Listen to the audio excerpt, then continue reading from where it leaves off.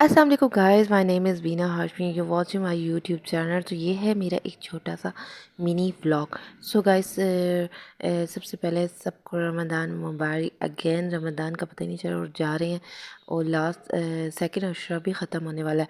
Then ये 18 रोज़ा है और ये मेरी फ्रेंड ने एक प्लेटर बना के इतना मज़े का भेजा है मेरे लिए। तो थैंक यू सो मच। बहुत यमी चटनी एंड चावल rice and each and everything सब बहुत अच्छा था। देन अब अफ्तार के बाद ना मैं कर रही हूँ मैक्रोनी, यानी मैं बना रही हूँ पास्ता और मुझे पास्ता खाने का बहुत दिल चाह रहा है। देन पास्ता में सबसे पहले स्टफिंग जो है ना इसकी मैंने बना के रख ली थी। एंड देन जैसी वो बन गई तो देन मैं ना मैक्रोनी को बॉयल करके वो डाला, क्योंकि पहले मैक्रोनी बॉयल कर लो ना तो वो जुड़ जाते हैं आपस में, इसलिए मैंने पहले इसकी स्टफिंग तैयार की।